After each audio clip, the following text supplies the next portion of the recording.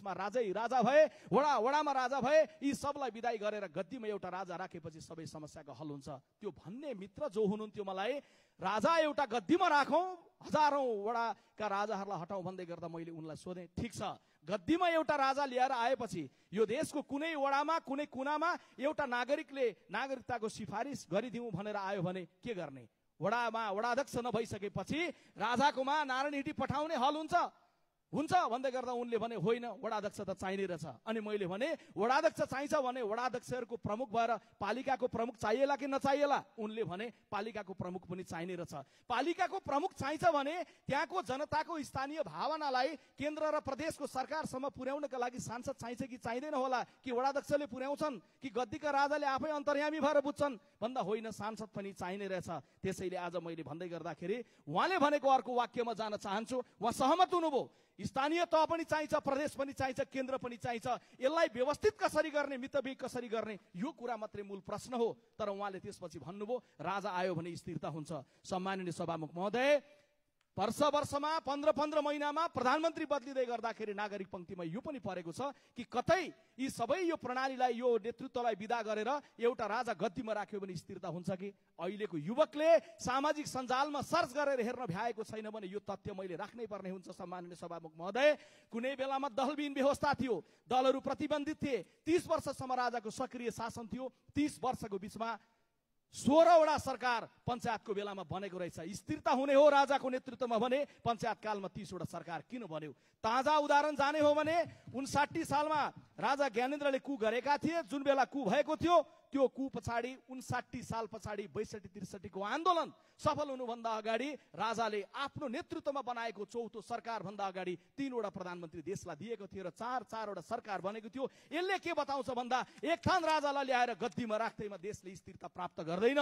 स्थिरता पाउनका लागि संसद संविधानको धारा 76 को उपधारा 5 को सम्मानित सर्वोच्च अदालतले गरेको व्याख्या बमोजिम 5 वर्षका लागि स्थिर हुने पद्धति भएको छ। तर प्रधानमन्त्री 5 वर्षसम्म रहने खालको पद्धति के हुन सक्छ भन्ने कुरोका लागि संविधान संशोधनको बेलामा हामीले छलफल गर्ने हो। कसैलाई गद्दीमा ल्याएर राख्ने बित्तिकै देशले स्थिरता पाउँदैन भन्ने कुरो आजको पुस्तालाई हामीले बुझाउने हो। सम्माननीय सभामुख महोदय, राजतन्त्र आयो भने सुशासन हुन्छ। आज युवकहरूलाई बुझाउँदा त्यो प्रयास गरिएको छ। निश्चय नै आज हामीले नेतृत्व गर्दै गर्दा सुशासनका कैयौं मानकहरू भत्किएको, कमजोरीहरू भएको, सुशासन राम्रोसँग दिन नसकिरहेको सन्दर्भमा हामीले गम्भीरतापूर्वक आत्मसमीक्षा गर्ने र सुशासनको लागि पहल प्रतिबद्धता गरेर जाने विषय एउटा भयो।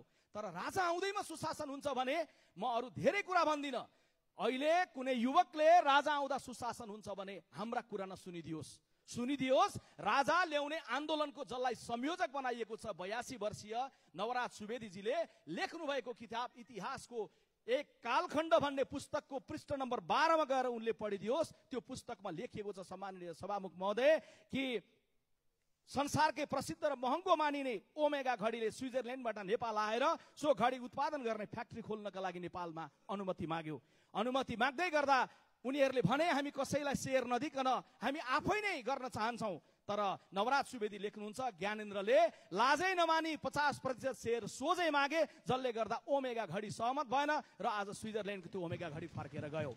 सम्माननीय सभामुख महोदय, म फेरि दोहोर्याउन चाहन्छु, सुन्दै हुनुहुन्छ राजा ल्याउनु पर्छ भन्नेहरू भने सुनिरहनु भएको छ, सुन्नु भएको छैन भने दोहोर्याएर भन्न चाहन्छु, तपाईहरूले राजा ल्याउने भनेर जसलाई संयोजक बनाउनु भएको छ उनै नवराज सुवेदीको पुस्तक भित्रबाट पृष्ठ 12 बाट मैले उल्लेख गरेर ज्ञानेन्द्रको चित्र र चरित्रलाई तपाईहरु समक्ष राखेको छु। अनि उनैलाई लिएर आइराखेर देशमा सुशासन प्राप्ति हुन्छ भन्ने भ्रम आजको पुस्तालाई दिने जे प्रयास छ त्यसलाई पनि म चिरफार गर्न चाहन्छु। सम्माननीय सभामुख महोदय, यति भनिसके पछाडि नागरिक पंक्तिमा युवामा रहेको एउटा भ्रमको बारेमा पनि म राख्न चाहन्छु। त्यो भनेको के हो भने राजालाई लिएर आयो भने यो देशको विकासको गति हुन्छ। निश्चय नै विकासको गति हामीले सोचे जस्तो पर्याप्त हामीले गर्न सकेका छैनौं।